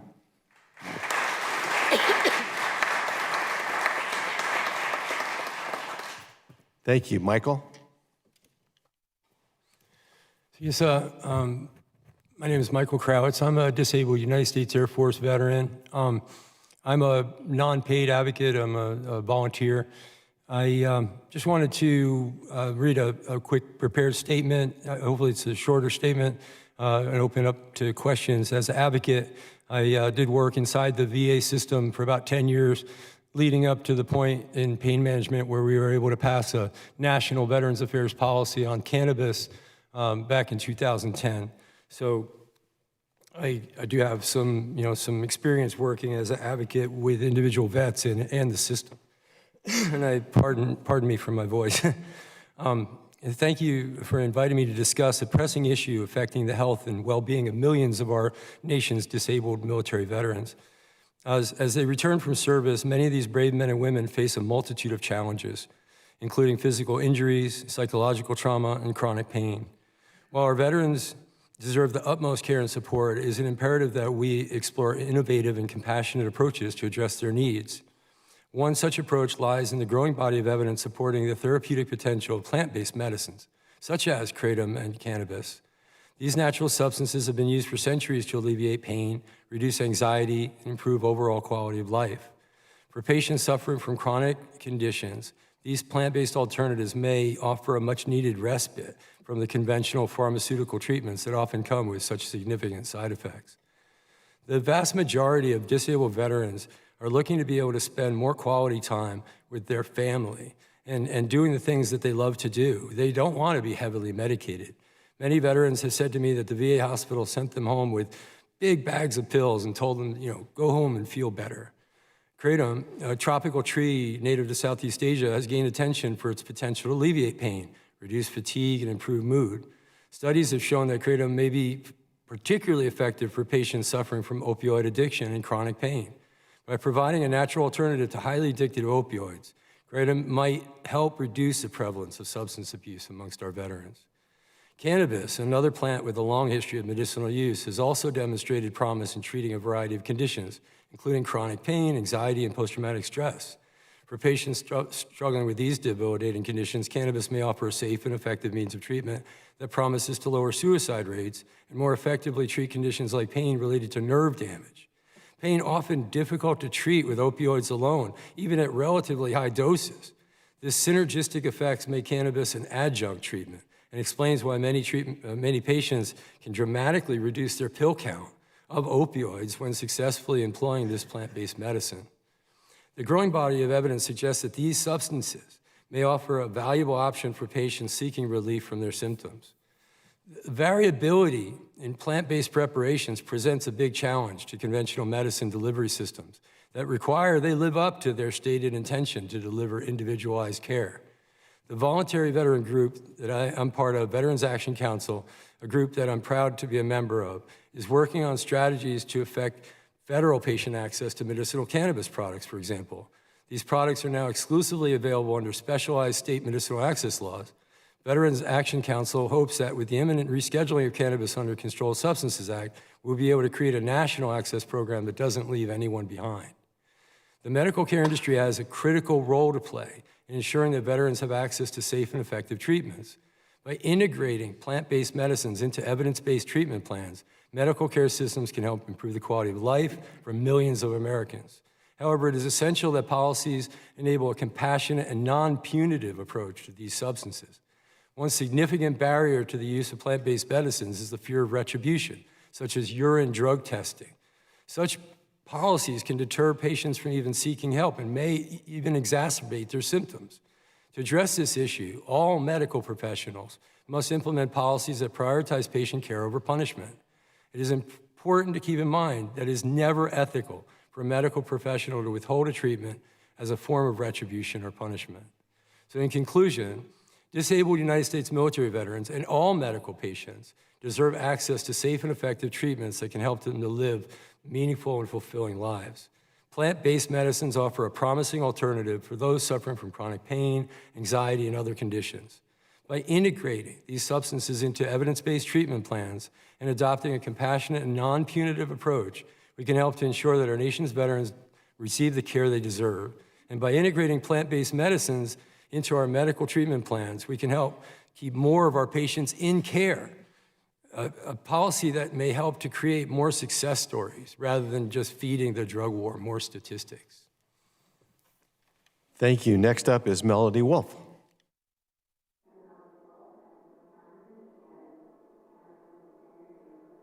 Melody, could you turn on your mic? Thank you. My name is Melody Wolf, and I am from Kalamazoo, Michigan. I'm a 10-year daily Kratom consumer, and I'm here to talk to you to try and convince Congress to keep it legal and to reasonably regulate it. I'm one of the people that Dr. Henningfield talked about that have fibromyalgia. I also have spinal stenosis, sciatica, rotator cuff tendinopathy, arthritis, and probably there will be a few more things as I get older, I'm sure, that will come along. And I just wanted to come here today and talk to you about how I just feel it's extremely important, not just for my life, but for all of your lives, because September is Pain Awareness Month, as well as Suicide Prevention Month. There are over 50 million chronic pain patients, and some people say up to 100 million chronic pain patients. So that's a pretty significant portion of the population. And I was reminded of the quote this morning. It said, "Best laid plans of mice and men often go awry." Well, we all have our best laid plans, but how often do we end up at our destination? I was just reminded when I was in here this morning that I had dreams of becoming a page when I was in high school. And I wanted to come to these walls of Congress and hearing rooms. I thought, here I am today. So I thought, it's an interesting way that I got here was through Kratom. My pain started when I was about 40 years old. And it just started with, it hurt to hold my husband's hand. And then it continued to get worse and worse and worse. And the conditions continued to lay one on top of another, to the point to where I was bedridden, needing a walker and even a wheelchair at times. And I just never thought that this would happen to me, and I don't think most people do think that it's going to happen to them. Because like I was talking about having the best laid plans, I had really good plans. I got my bachelor's degree in international business. I married my childhood sweetheart. I had 3 children. We were involved in our community, involved in our church, and then the pain started. as I said, first of all, holding my husband's hand, and I got so bad to where they sent me to the Cleveland Clinic. And I've also been to the University of Michigan Rheumatology, as well as pain clinics and many, many specialists. At one time, I was put on 11 medications, one of them being the strongest prescription dose of the fentanyl patch. And that is when I think our family started a downward spiral. It made me mean and angry. I was in so much pain anyhow. It helped me tolerate the pain, but for me, it really didn't take it away. So for us, life was pretty dismal. My kids were like 6, 8, and 9 at the time. And they had to have fans on in their bedrooms at night because I would be laying on the couch crying in pain every night. And that is no way for a kid to have to grow up. So anyhow, the effects on our marriage were not, they were probably about just as bad as the effects on our children. We all know how we would hope to react if a spouse has a chronic condition, such as chronic pain, but my husband did not react very well. And then because of me taking fentanyl, I didn't react well to his reaction, and it just continued to spiral. But because of Kratom, August 10th, we renewed our marriage vows with our family.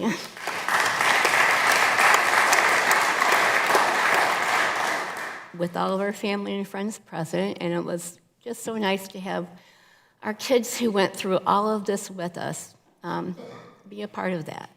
And Kratom continues to have far-reaching effects for my family. In 2022, my daughter lost her child care. And it was 2 weeks before she went off maternity leave, and she and her husband were like, what are we going to do? Well, I got a phone call saying, Mom, yeah, would you like to move in with us for about 9 or 10 months? I tell you, I did not even have to ask my husband. He said, don't you have to talk to Dad? No, I'll be there. So it was just shortly afterwards that I moved in with them, and I was able to take care of my new granddaughter. And they live about 5 minutes from the Detroit Zoo. And so I took her that summer about a dozen times to the zoo. And I was able to push her stroller around in the same zoo that my children had to push me around in a wheelchair. And then I was just thinking about all the economic situations now and how high child care is.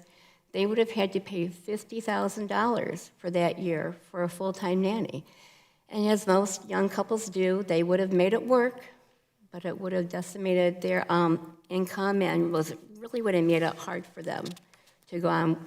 You know, as families want to build a savings account and get a house. But anyhow, it's my pleasure now to be there for my adult children and to call them my friends.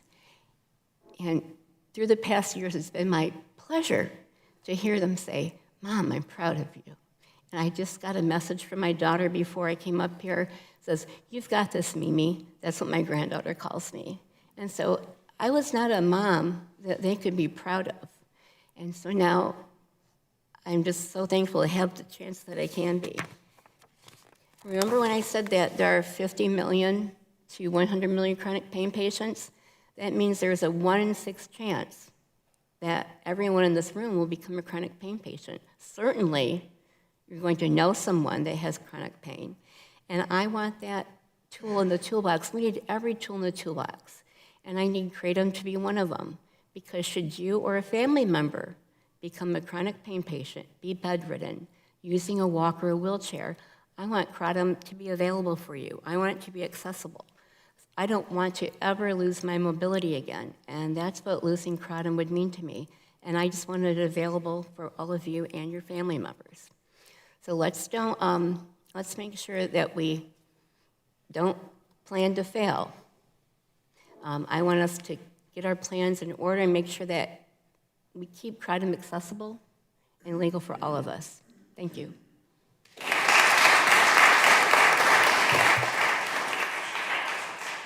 Thank you. And Heidi, you'll be our concluding panelist. Okay, well, it's such an honor to be here, and I'm so happy to see the veterans organizations here. I do have my own story, but what has really motivated me to get involved in advocacy was seeing the effect on a very close friend who is a veteran. And it was really amazing, the transformation that I saw with Kratom. So, as you said, my name is Heidi Sikora. I'm a nurse practitioner and healthcare executive who retired early due to disability.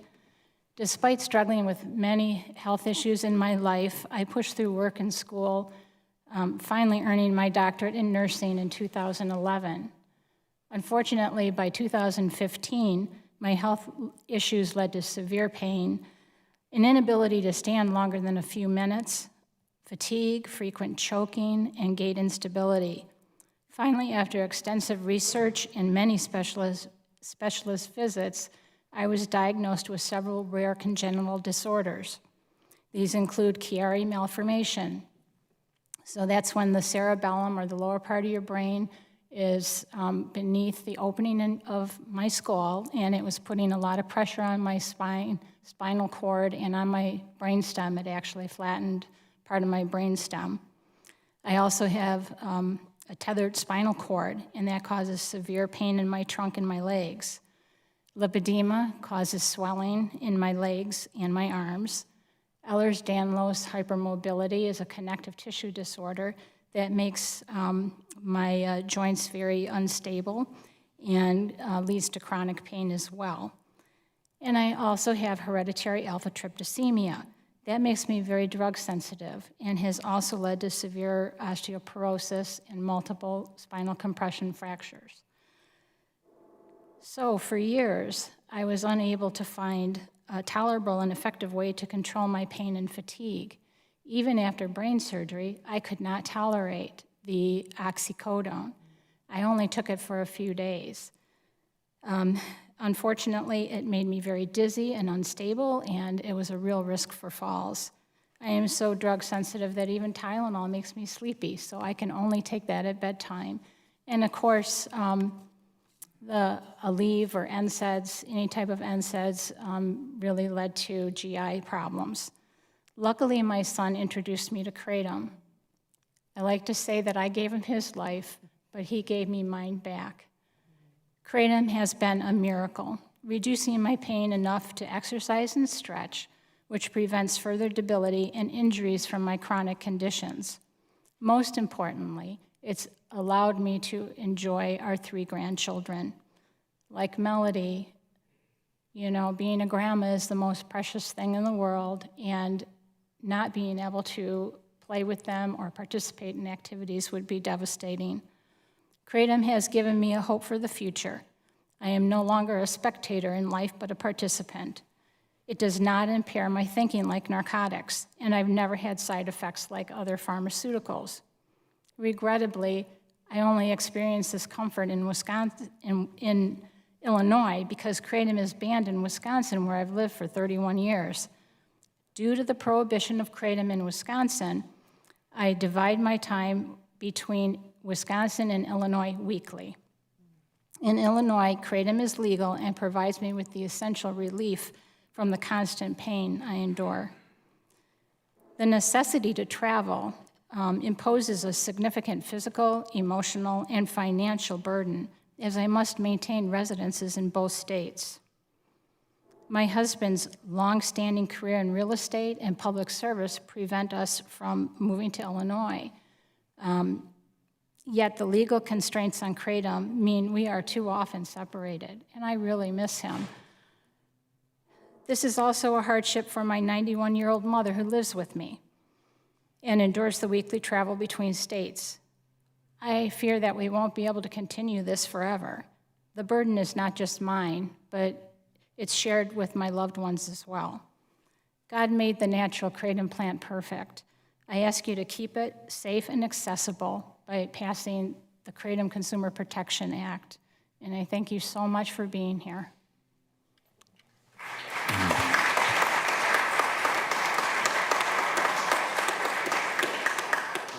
One of the important takeaways I got from Heidi and Melody is how great it is to be a grandmother. It ain't so bad being a grandfather either. In fact, I like to refer to Wayne Gretzky's quote all the time where he said, Grandkids are your reward for not killing your kids. I really appreciate the panelists, the first panel that talked about the scientific aspects of Kratom, and this panel, which talks about the more personal side of how it's impacted their lives or lives of friends or people that you've advocated for. As a former policymaker, I like to call myself a recovering politician. As a former policymaker, it's incredibly important to get the facts. You know, during COVID, we heard over and over and over and over, let's just follow the science. Well, that's all we're asking here today, is to follow the science. In fact, the American Kratom Association was created really with one overarching goal, and that's the most important thing to us, and that is to protect to protect the consumers and to stand up for the consumers. That's really what we're all about. And in my own state of Arizona, our legislature has passed the Kratom Consumer Protection Act. Several states in the country have done so, but we really need a federal act. There needs to be consistent policy across the country so you don't have to move between Illinois and Wisconsin. And really, all this is about is protecting consumers. We don't like the bad actors that adulterate the product. In fact, our association has reported many of those bad actors who've either adulterated products or made health claims that they're not authorized to make. And we've given those bad actors to the FDA. They haven't done anything with it. And so our goal out of all of this is to make sure that Kratom continues to be safe and legal, but also that the industry is patrolled and we make sure that bad actors are routed out of existence and that the consumers out there have access to clean, unadulterated products.